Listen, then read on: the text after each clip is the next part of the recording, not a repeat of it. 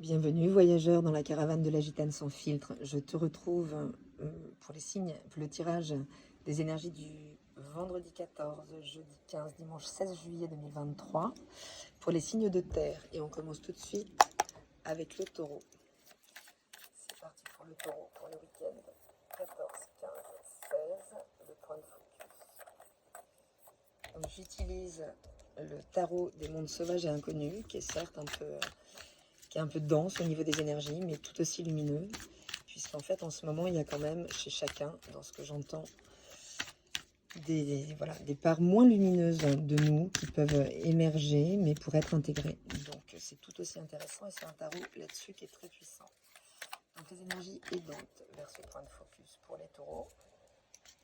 Le point de vigilance, hop, je vais mettre ça là, le point de vigilance, de résistance, il est là. Ce qui se joue au-delà du point de focus. Et la carte conseil pour les taureaux. Elle est là. Donc le point de focus, les taureaux. Le point de focus, c'est le 8 de denier ce week-end. Le 8 de denier nous parle, c'est une énergie de productivité. On voit bien sur cette toile qu'il y a quand même quelque chose qui s'est tissé de manière extrêmement, j'allais dire laborieuse, mais il y a de ça, de toute façon, avec ce 8 de denier, puisqu'on parle vraiment là de palper la résistance de ce qu'on a produit. Donc que ce soit dans le domaine relationnel, dans le domaine professionnel, voilà, il y a quelque chose qui a demandé beaucoup de travail jusque-là, et il y a un point de focus dessus. L'énergie aidante, c'est le fils de baguette. Le fils de baguette, on est vraiment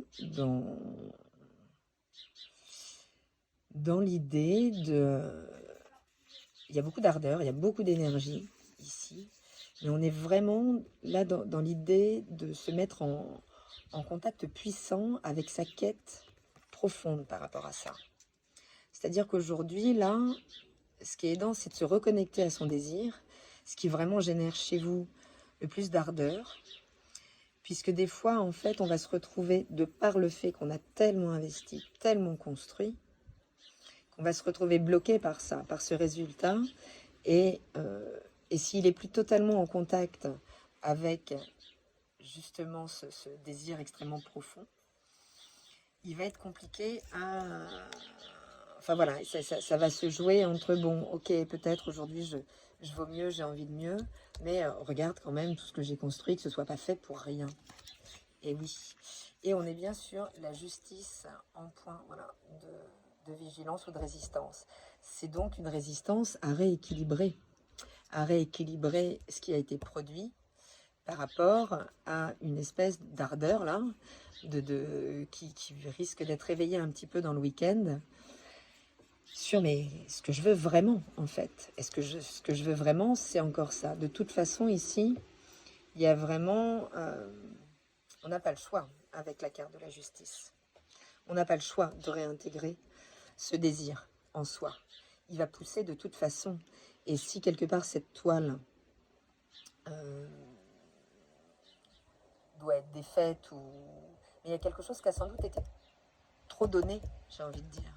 Trop donné, pas assez reçu. Et là, il y a une injonction à réintégrer tout ça. Ce qui se cache derrière, c'est la lune. C'est votre nourriture réelle, concrète. C'est-à-dire qu'à un moment, cet ouvrage, il a beau vous avoir pris beaucoup de temps, beaucoup d'énergie, beaucoup d'investissement, est-ce qu'il vous nourrit réellement? Est-ce qu'il vous nourrit réellement? Et il y a vraiment un retour à... on reste sur les énergies du moment, j'ai beaucoup répété, mais sur cette capacité à l'autonomie, à s'offrir ce qu'on voit, ce qu'on voudrait recevoir. Et le conseil, c'est la mère de coupe. Donc on est vraiment dans... ce sont des énergies qui sortent souvent ensemble, qui s'accompagnent, puisque c'est vraiment de la douceur à ramener, une vision, une capacité d'accueillir ce désir en vous, vraiment. Ce que vous méritez réellement. Il y a quelque chose de l'ordre de nourrir d'être à même, parce qu'on s'est reconnecté justement avec ce qui nous appelle réellement, de nourrir ça avec bienveillance et de ne pas le mettre à la benne parce que on a tellement investi que c'est difficile de renoncer à tout ce travail, à tous ces efforts, uniquement parce qu'en nous, il y a un autre appel. Or, si cet appel, il est capital, puisqu'il vous renseigne sur votre nourriture réelle, votre capacité à vous aimer, j'ai envie de dire, même quand l'autre ne vous aime pas, même quand vous vivez le rejet, l'abandon, l'attaque, hein, le conflit, une capacité de grande foi intérieure qui fait qu'il peut y avoir une armée en face de vous. Si en vous c'est nourri assez profondément, ça aura une valeur encore plus importante que ce à quoi on est confronté. Donc c'est voilà, laisser faire, accepter. Ici, quand la justice se place ici, il y a un refus au lâcher-prise. Mais ici, on voit bien qu'il y a quand même une énergie très très forte qui pousse. Donc il s'agit là, lors de ce week-end, quand vous serez, si vous êtes habité justement par ça, par le fait de lutter, de créer ce conflit un peu intérieur qui vous fait vous attacher à votre œuvre, aux efforts qui ont été faits plutôt qu'à votre désir ardent, profond et nourricier. Voilà, il n'y a pas de résistance à opérer en fait. Il y a vraiment pouvoir entrer avec le conseil de la mère de coupe à nourrir en vous ce que vous voulez recevoir de l'autre. On va prendre une rune pour les taureaux pour le week-end. Et il s'agit de Daga. Dagaz. Exactement, c'est ça, oui, Dagaz. Et Dagaz, elle nous parle vraiment là d'un grand éclairage, d'un grand lever du jour en fait dans votre vie. Donc on va la placer ici parce qu'elle va vraiment, vraiment avec cette énergie, cette impulsion très puissante. J'allais dire, elle est très puissante, mais les runes sont toutes impuissantes. C'est vraiment, c'est nourri depuis tellement longtemps qu'on est vraiment là, ici, dans une injonction et une non-résistance à l'élévation, quoi. À vraiment pouvoir entrer sur un nouveau cycle. Ça se joue pour beaucoup de gens. Hein. En ce moment, il y a beaucoup de... Voilà, il y a beaucoup de choses qui évoluent, qui vont assez vite. Je me rends compte que les gens sont assez déroutés parce qu'effectivement, il y a beaucoup de zones inexplorées qui émergent. Que ce soit des zones d'ombre, des parts de nous qu'on n'a pas envie de voir, ou des parts lumineuses qu'on a du mal à laisser émerger aussi. Donc là, c'est vraiment une belle promesse de réenchantement, les taureaux. Donc je vous souhaite un bon week-end, bien conscient de ce qui se passe et de pouvoir vraiment laisser la place qui a été tissée, ce qui a été créé. De toute façon, n'est jamais perdu, rien n'est jamais fait pour rien. Ça vous a amené là où vous en êtes pour comprendre ce que vous avez à comprendre aujourd'hui et faire évoluer votre propre cycle de vie. C'est parti avec les vierges. Pour les énergies du 14, 15 et 16 juillet. Le point de focus, il est là. Les énergies aidantes, elles sont là. Les points de résistance. Ce qui se joue au-delà des apparences. Ok.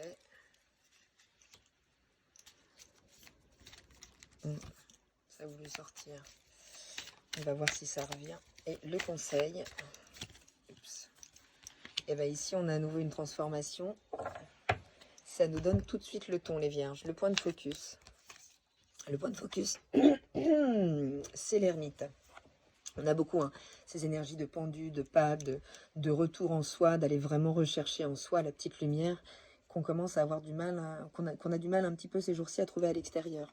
Merci Saturne, je rappelle qu'on est en ce moment vraiment sous la maîtrise de cette énergie qui est vraiment là pour nous faire intégrer cette planète, qui est vraiment là pour nous faire intégrer plus d'autonomie en fait.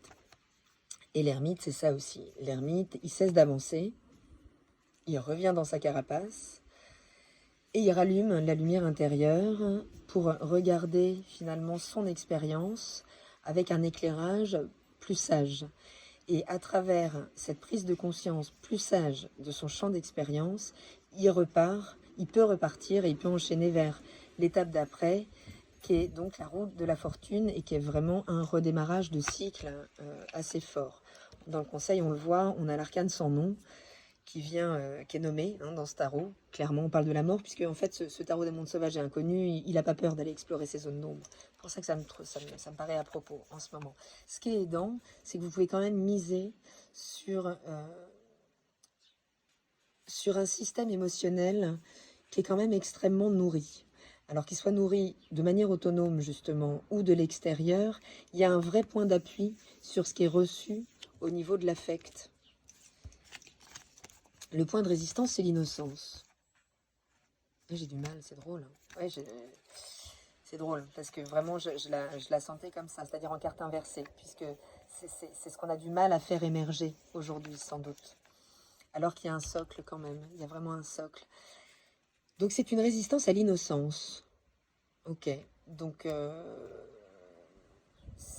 on parle de ce qui nous plombe aujourd'hui, clairement. On parle de ce qui nous plombe, ce qui se joue au-delà des apparences de l'ermite. Ok, c'est le 7 d'épée. Donc on revient là à nouveau vraiment vers des constructions mentales. C'est quelque part admettre qu'on a pu se tromper, qu'on a pu faire des erreurs. L'ermite, il dit stop. Et contrairement au pendu qui va vraiment amener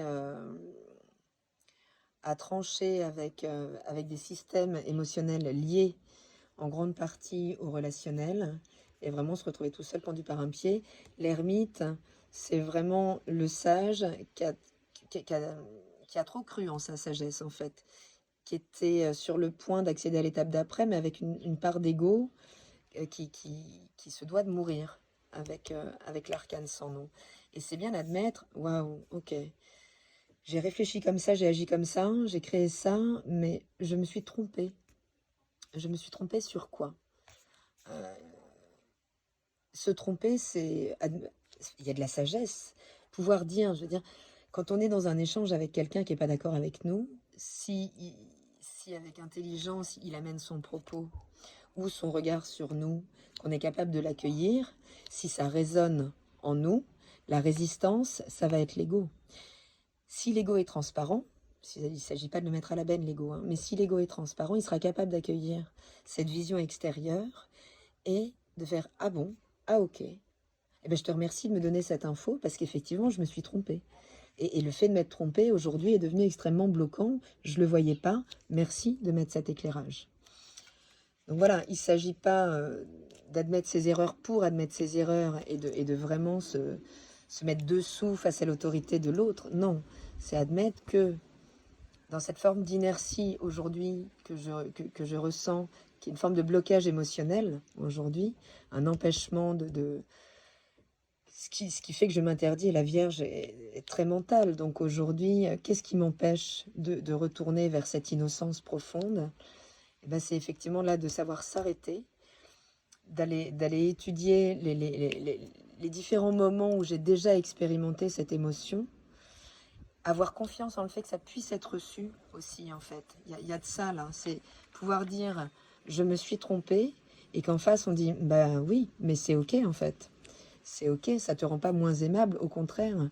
Regarde, ça te permet à nouveau d'entrer dans une énergie beaucoup plus légère, beaucoup plus jeune, beaucoup moins figée. La Vierge, voilà, est très mentale, elle est régie par...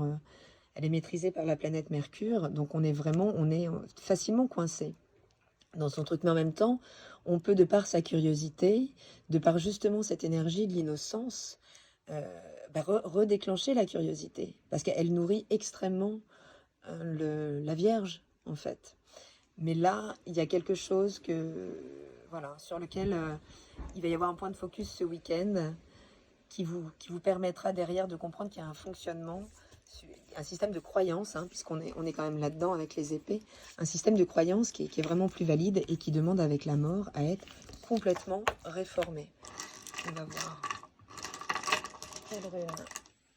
Et on est à nouveau sur Dagaz. Voilà, donc qu'on vient juste d'évoquer. Donc voilà, il y a une très très belle promesse derrière, mais on parle quand même vraiment d'un redémarrage de cycle. Donc on est là, quoi. On est là, on n'est pas la même personne. Je veux dire, il y a tout un tas de parts de nous-mêmes qui doivent mourir. On a un rapport à la mort qui est totalement dysfonctionnel, en fait, dans nos cultures et dans nos sociétés. Alors que finalement, c'est quelque chose, et ça on le voit aussi dans l'astrologie avec certaines fonctions, alors qu'on est amené à faire mourir certaines parties de nous-mêmes tout au long de la vie, qui sont des parties qui ne nous permettent pas l'évolution, pour laquelle on est là de toute façon. Donc on a beau y résister, y lutter. Là, on vous parle quand même clairement d'un renouvellement. J'aurais envie à nouveau de parler d'un renouvellement cellulaire, mais il est vraiment... voilà, le blocage, il est dans le système de pensée. Savoir admettre qu'on s'est trompé. C'est vraiment un cadeau magnifique.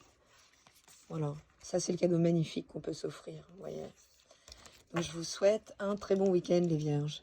Et je vous embrasse. Et on finit avec le Capricorne.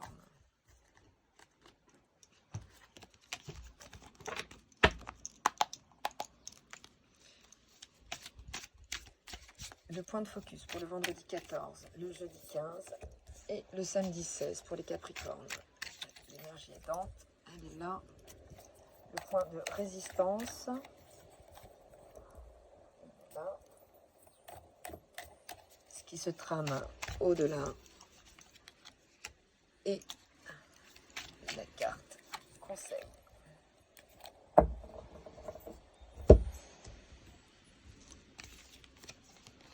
Les Capricornes, en ce moment, vous êtes extrêmement concernés par la Lune. Hein. C'est quelque chose...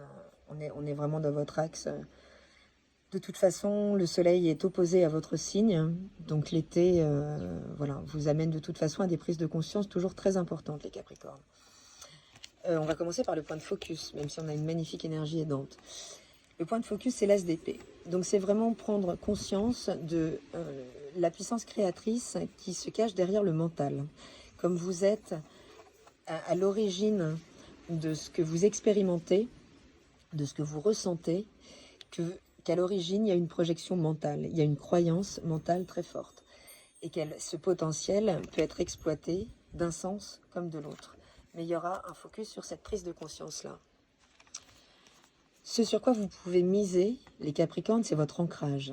C'est votre contact avec le sol, avec la réalité et avec une réelle stabilité. Vous avez 4 pattes sur le sol. Alors, c'est plus compliqué que ça, puisqu'effectivement, le Capricorne, en fait, il y a toute une part émotionnelle qui est relayée à un autre plan, en fait.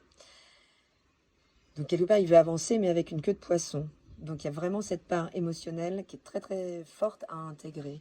Mais il y a un ancrage très puissant, une stabilité sur lequel vous pourrez miser. Et si c'est une aide extérieure, c'est vraiment la figure de quelqu'un, une figure paternelle. On est vraiment avec l'empereur sous l'égide de l'énergie du patriarche.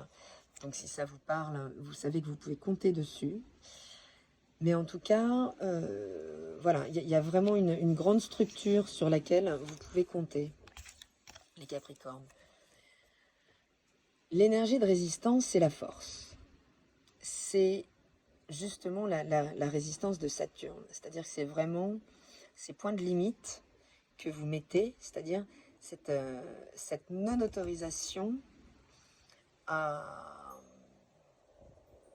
expérimenter des choses légères, en fait. Il y a quelque chose comme ça chez le Capricorne. C'est vraiment le signe par excellence qui va assumer, qui va prendre les responsabilités et qui va...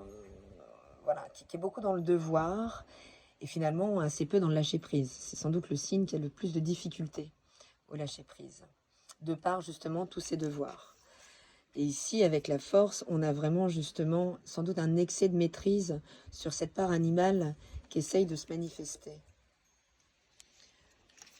Ce qui se cache derrière, c'est le soleil. Waouh! C'est quand même vraiment un retour au plein potentiel. Hein. C'est vraiment... Oh, c'est fort. Hein. C'est très très fort, très très lumineux. Voilà, c'est quand même très solaire, mais avec un point de focus qui vient vous dire qu'il est temps en fait de s'axer, en fait de cesser cette résistance justement à cette joie, à cette légèreté, en fait. Ah bah ouais. Et le conseil, c'est de sortir de la douleur. fait, il y a un message important pour vous, les Capricornes, ce week-end sur le « mais pourquoi tu choisis la douleur ?» Quelle part de toi se dit qu'elle ne vaut pas mieux, en fait? Il y a une grande part sacrificielle qui doit être libérée. Là, on ne peut pas être dans des énergies... voilà, c'est vraiment entre le deep et le... C'est incroyable, ça, en fait. Cet alignement-là, il est incroyable. On part vraiment du très fond, là, hein, d'un système de... hyper deep, un système de pensée vraiment qui laisse... ouais, qui s'ensanglante, quoi, de douleur, hein, et qui demande vraiment à se repointer vers le soleil. Et Saturne, c'est le pain in the ass, quoi. C'est le caillou dans la chaussure, cette force de résistance, cette absence de lâcher prise à ce qui est solaire, ce qui est généreux, ce qui est lumineux. Et ben voilà, c'est ce qui crée ça. Donc là, ce week-end, il y a vraiment un grand réalignement qui est possible, hein, et qui demande à renoncer à la douleur. Alors je ne sais pas si ça vous parlera. Moi, ça me parle pour certains Capricornes, là, quand même. Regardez la rune qui s'exprime. C'est un petit peu les mêmes runes qui sortent aujourd'hui. Et waouh, tout ça est quand même très très fort, hein, là pour tout le monde, puisqu'à nouveau on nous parle de mort et de renaissance, quoi. De deuil, de perte, d'un renoncement, mais d'un renoncement à la douleur. Ça paraît fou, hein, de dire ça, je sais. Que la plupart des égos vont se dire mais n'importe quoi, hein, c'est pas du tout un truc qu'on a envie de voir en nous. Mais c'est là où il est fort, ce tarot, parce que quand il est lumineux, il est lumineux, quand il est deep, il est deep, quoi. Mais c'est vraiment ce qui demande à être intégré, là. Voilà, il y a une belle opportunité ce week-end de pouvoir contacter cette partie de vous souffrante et de la laisser partir, en fait. C'est pas mal d'être joyeux et d'être généreux avec vous-même. Donc sortez du devoir vis-à-vis de l'autre, de cette part sacrificielle, et soyez généreux avec vous-même, les Capricornes. Parce que la promesse derrière, ben voilà, je vous le mets bien prêt pour que ça vous inspire. Je vous embrasse très fort, les signes de terre. Je vous souhaite un très bon week-end et je vous dis à très vite dans ma caravane. Salut!